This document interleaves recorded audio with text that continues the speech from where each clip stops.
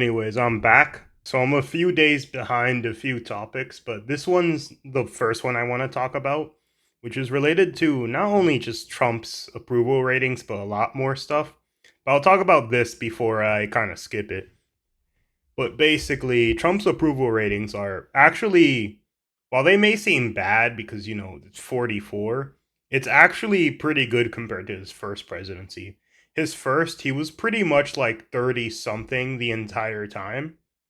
And, that was pretty much how it dragged on his entire presidency. It never really got up above 40%. And this is actually very good for him in terms of like his presidency. He's never had approval ratings this high, this consistent. Even with like, the Epstein stuff, like a lot of stuff he's done. It's actually very high, so he does get he I will say that this is actually far better than he was before. Anyways, the second part, I just want to talk about a few things that Trump did in his first 6 months. I'm basically going to tell you what I thought was good and bad of it in general. I'm not going to go over everything because I don't remember it off of memory, but I'll tell you everything I personally remember. So here we go. In the first 6 months, I'll start by his achievements, and then afterward, I'll put everything that he failed at the very bottom. Putting JD Vance as his vice president was a gold move. I wasn't too aware of who JD Vance was, but the more he talks, the more he says stuff, like usually the more people like him. He doesn't have many big controversies. He doesn't have much people truly hate about him. Like, they meme him, but he doesn't really seem like the type of guy, that people say, "Hey, I hate this guy. Hey, this guy did this. Hey, this guy's corrupt." JD Vance is just kind of, he's in Trump's presidency, but he's doing really well, not really getting any negative attention at all, to be honest. And plus, I like the contrast between Trump, where Trump always seems like, kind of the crazier off the edge guy, where JD Vance seems like the more reasonable, normal guy who's just there to do his job correctly, and that's pretty much it. The next one I like was putting Elon in charge of Doge. While Doge did not accomplish as much as Elon would have wanted, because, he was pretty new to politics, so he didn't understand that things are horribly corrupt in every angle. Like Trump does, only because his first presidency, he fucked up by picking a very terrible cabinet for himself. Like he picked people that were recommended to him, but in his second term is when he truly picked people he realized he needed in his presidency rather than people that like were quote unquote his friends, but over time, kind of made it harder for him to really get some things done or wanted some extra stuff in exchange. Like you don't see pretty much anybody in Trump's old cabinet there, and it's good that he maximized it and picked a far better one. But anyways, back to Elon. What I like about Elon and what he did specifically was he wanted to get rid of corruption, he wanted to get rid of waste and money, and he did a damn good job of it.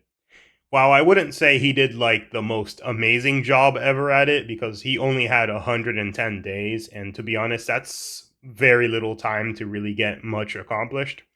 But what he did in that little time was still a good still a good change of things, in terms of like where we're spending money, what's going to what and everything. And I agreed with a lot of Elon's cuts, to be honest. Like there were so many stupid things like Sesame Street in other countries, transgender surgeries in another country, a place with pandas that doesn't have any pandas, or what you call it, like politicians renting out literal stadiums to have parties, and luxury hotels for illegal immigrants in New York. Like there was a lot of stuff like that.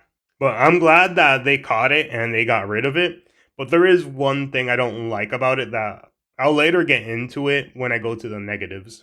This one most people won't remember, but bring down egg prices. They were $8. They were roughly two. Of course, this is Florida, so I don't. If you're in another state, they could vary, but yeah, he brought them down so quickly in his presidential term that most people probably don't even remember that was such a big deal before he was elected. The eggs, what are you going to do about the eggs? Like he was being questioned about it, and then about I think 1 or 2 months later, and like nobody talks about it anymore because he literally lowered the price down of eggs. Him helping California out with the wildfires, while they're technically not done, he did help things by bringing firefighters and, helping people with homes and all that, giving them aid and all that stuff. I agree with that. Because, like, California doesn't specifically like Trump as a state, but let's be honest, he's the president and he's going to help out his state whether they want him to or not. So, yeah, that was a definitely good move on Trump. And I agree with him, like, trying to get water down, helping people. Like, it's still something that's going on, but this one I pretty much agree with everything. But all the illegal immigration enforcement, they broke the law by illegally entering here. They didn't come the legal way. Some of them smuggle people, some of them do crimes. I'm not saying all of them because that's obviously not true. But the problem is they already committed a crime by entering here illegally, which is not how things are supposed to be done. So they were obviously kicked out. He started with the most violent offenders, which I 100% thought that was the best way to go. Get rid of the most violent people first because they're the biggest threat to people ever, rather than people's, like, random relatives that just happen to be illegal. Getting rid of them first was a great option. What I love about it was he got illegal immigration down to the point zero illegal immigrants past the border, and now they're focusing on getting the ones that are still here in the country. And that's what I agree with. Like, a lot of them now started moving to, stealing from houses and stealing people's stuff because, going to the border's not a very good place for them right now. So they still have that issue to deal with. And hopefully that part of it can be resolved. But as far as everything else goes, I loved it. They went to, New York. They went to sanctuary cities. They went to the border, like Alligator Alcatraz. Like, there's a bunch of examples, but all that stuff and then sending them back to their countries, great idea. And I'm totally in line with it. Him being able to either slow down or temporarily stop some wars, because, wars between other countries are a very hard one because we're not really 100% in control of what other countries do. But I'll tell you a few. Israel, Iran. This one he temporarily stopped, but you know them. They've been fighting for like what 2,000 years at this point, and they're gonna. To be honest, this is something that's probably never gonna stop. But him having a temporary halt of it is good. DRC and Rwanda. It was a 30-year war that, to be honest, I never even had an idea it ever happened. But him stopping it, I liked it. There was India, Pakistan. There was Thailand, Cambodia. There was Serbia. There's a few more down there, but I remember someone said something like Trump on average got pretty much one war to stop a month. And I like that because, war is basically old people sending young people to die for them and for whatever they want, which in exchange is pretty shitty because old people are in power, they send you to die, then you die, and then they still keep sending people off to war. It's not something that many people generally like. We don't really want to get into again. We don't want to get into someone else's war for the 50 billionth time because the US has been in so many wars that you can't really count many years without a war after the 1800s, to be honest. Of course, we did get dragged into a lot of like European and Asian wars, but those are still wars that we were in, even though it's kind of in another continent. Bringing oil prices down, obviously, like cheaper oil. The crime rate going down, this one was related to removing illegal immigrants. Like, that's obviously going to put the crime rate down. So, and there's also like more enforcement in a lot of states for police to arrest people. Like, still a few states that are doing their hardest not to follow that, not to basically do what Trump wants in order for them to be safer. But, the ones that are compliant are doing really well and are far safer than they used to be. Now I'm talking about tariffs. The way he used tariffs was actually pretty genius. Because, like, it's not like he's just putting tariffs randomly. Well, I mean, he kind of is in a way. But it's not like he's putting them and enforcing them forever. It's kind of like he's using them as a bat to make people start making deals with the US in order for both countries to benefit, while mostly it's US because, you know, it's our country, it's still good overall. Like, I've heard from many people that tariffs are bad, so that's the first thing I thought of when I saw it. But the way he's using them is actually helping the economy, actually doing things to make a lot of things better. And I completely, and to be honest, I actually like his way of doing it. And it got us a surplus in a very long time. Like, this is the first month we had positive revenue. Like, we obviously still have more time to wait before we truly see the results, but so far, this one's looking very good for him, with us really needing more time to tell in the future if it was the best idea or not. But I like them so far. Operation Midnight Hammer, basically destroying Iran's nuclear facility and stopping them from getting a nuclear weapon. 100% agree with that. They definitely don't need nuclear weapons. So destroying them basically in one operation that absolutely nobody knew about and so complex, and it happened in a single day. And then everyone was talking about it the next day like crazy. But yeah, I 100% agree with that. There's no reason Iran should have nuclear weapons because, you know, they fund terrorist groups like by proxy. So it's not like their government does terrorism in general. It's more like they fund terrorist group for them to do terrorism as a proxy, basically. And a government like that, I would rather them not have nuclear weapons. Like, we were trying to make deals with them since Bill Clinton, and you know, every president just kept not really getting anything done with them until eventually Trump was like, "Fuck it," and blew everything the fuck up.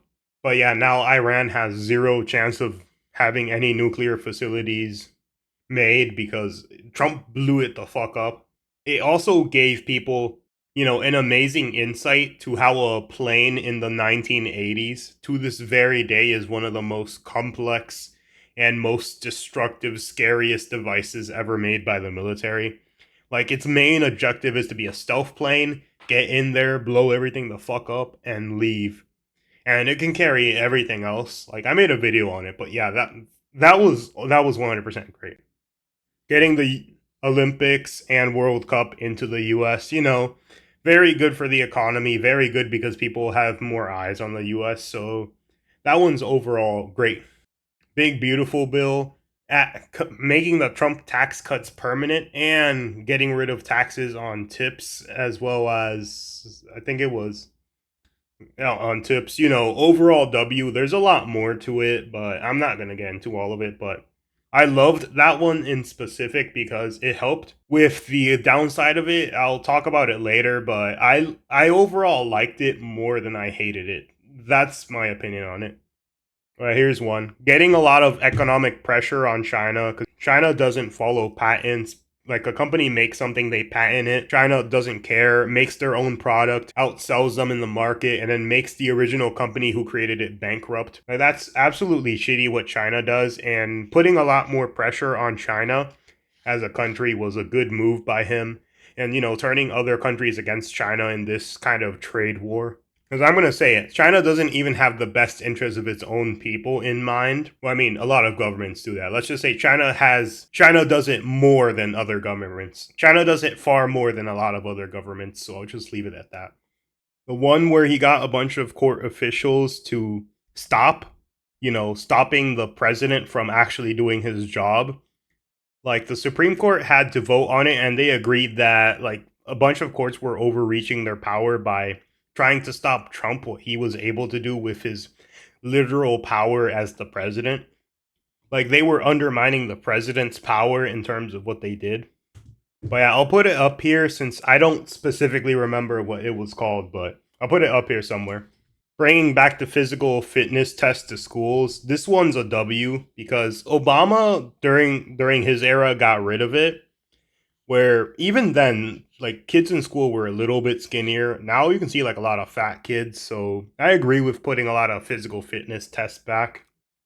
I think it's a W move on RFK. And to be honest, RFK has not really disappointed me, especially since he was put to make America healthy again. And 100% on his side. He got rid of food dyes. He did that, and 100% on his side. I love RFK. He's pretty much the perfect guy for the job, and I'm 100% certain.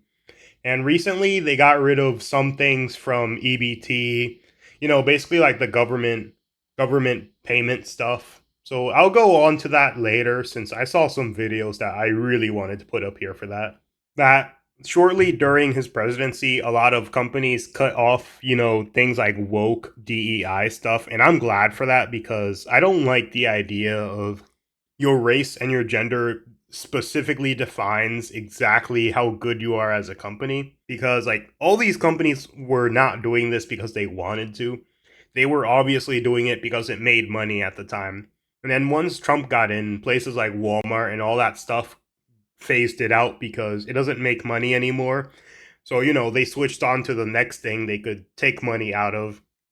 And remember, big companies are never on your side. They may be temporarily on your side because it makes them a little extra money or makes them look better to the public, but it's temporary.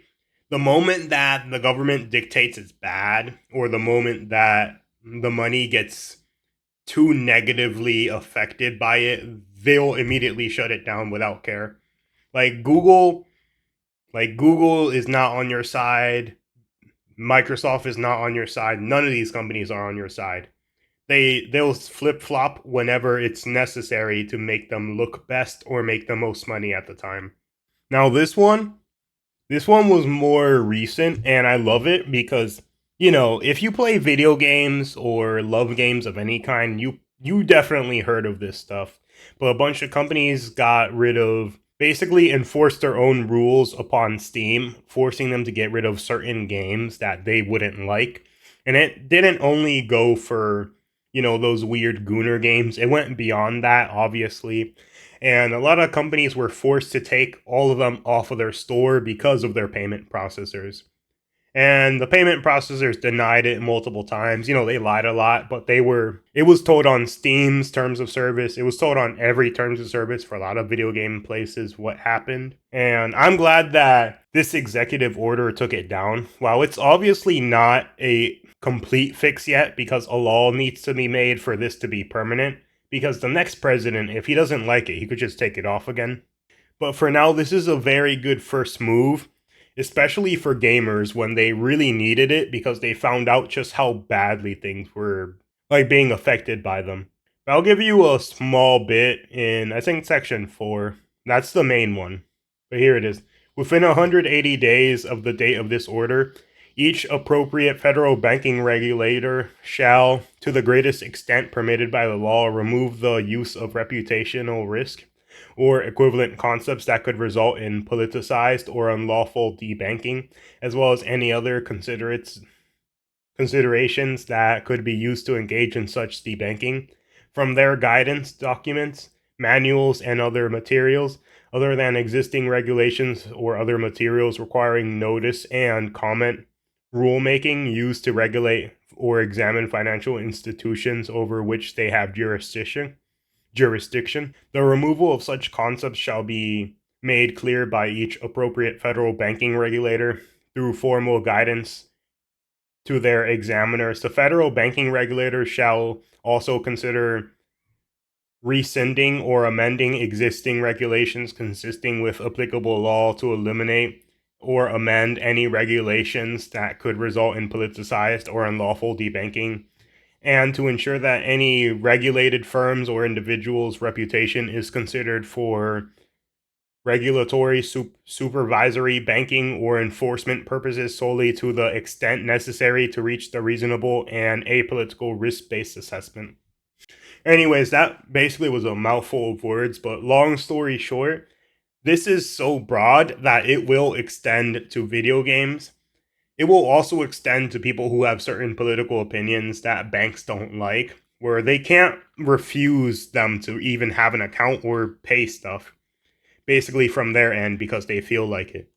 Because the reality is, the world we live in now, you need a debit or a credit card.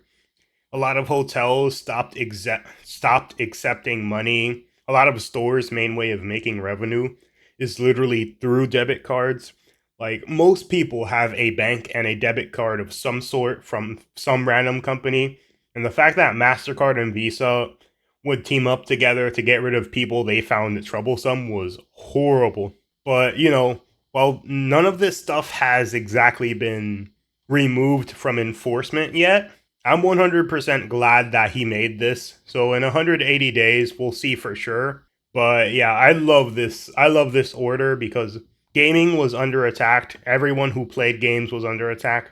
And a lot of other people were under attack. Even Japan itself got attacked by having certain games from a US company, which should have absolutely no regulation over a separate country's laws. Like, here's how I think it should work: debit card companies should follow the law of the country they're in, and that's it. If it's not illegal, it's acceptable. So if they go to another country, they follow those countries' laws, and everything that's acceptable there, they should permit.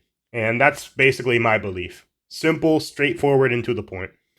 Anyways, now I'm done with all the good parts. There's probably more stuff I missed, but let's get into the stuff that I personally don't like. And here's the thing about politics or music or pretty much whatever you like, which is just because you like something doesn't make them, you know, immune to criticism from you. Criticizing something doesn't mean you hate it, doesn't mean that you want it gone, or doesn't mean that you fully turn your back on it. It just means you expect better of it or that person for whatever reason. And, criticism is good. As long as the criticism is in a way that, helps people understand something better that they may be doing wrong, or brings light to an issue that, should not be looked over, I think it's fine.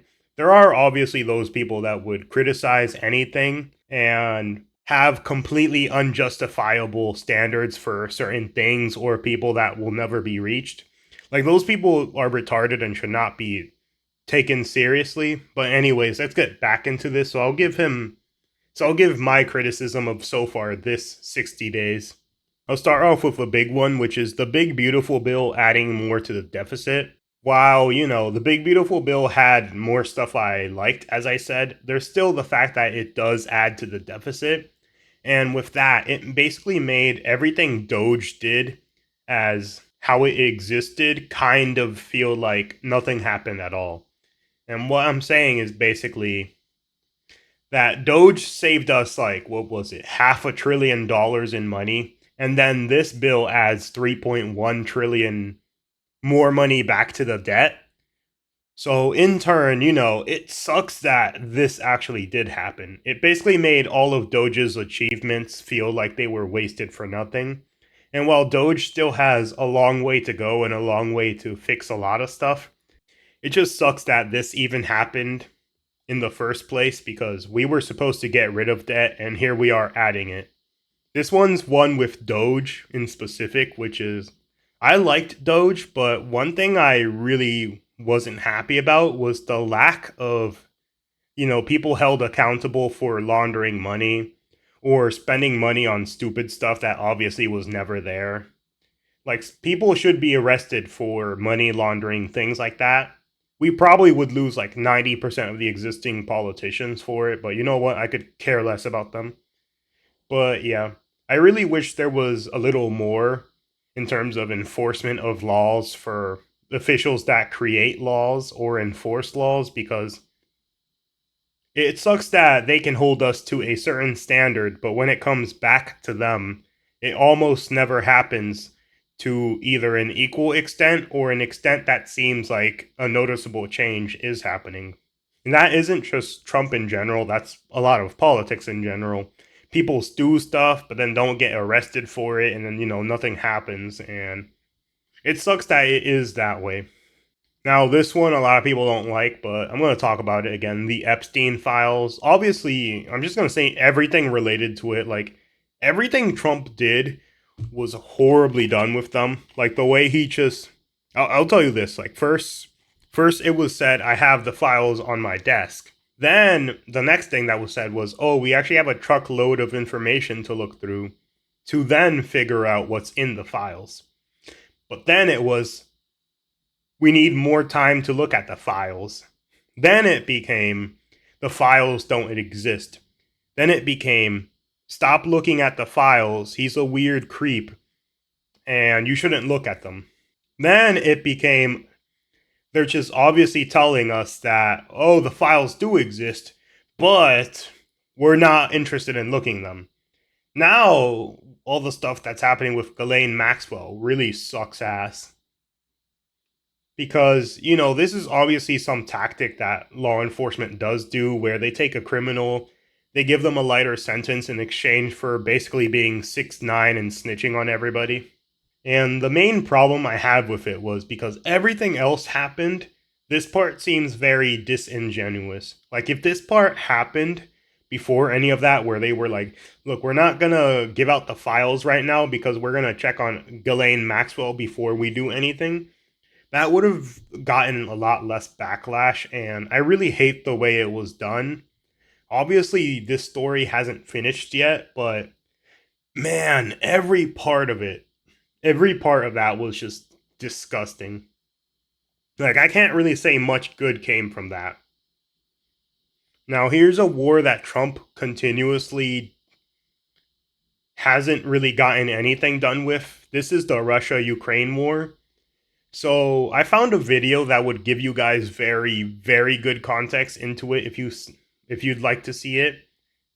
I'll put it up here somewhere so you could watch it, because unlike news stations, it actually gave me good insight into why the war is happening. But if you want a TLDR, basically Russia sends oil through Ukraine in order to make money, and Russia's economy is heavily, heavily reliant on oil. And they found that Ukraine had a giant oil reserve that was, like, I think the 14th biggest in the world. And because Ukraine, doesn't have the money or the resources available, it's unable to dig it out themselves. So they wanted Shell and, I don't know, the other company to dig the oil out, and that would also put a huge cut in the Russian economy because now Ukraine is there, and also all the NATO stuff where they feel like they want to join NATO instead of being allied with Russia. So that's the main thing that's happening in this war, which is Putin wants to take over parts of Ukraine because he wants his oil to still be able to fund his citizens. Because, everyone else stopped trading with Russia. Russia is literally collapsing, and Putin is trying everything he can to save his country, and that's the long story short of the back of everything that happened.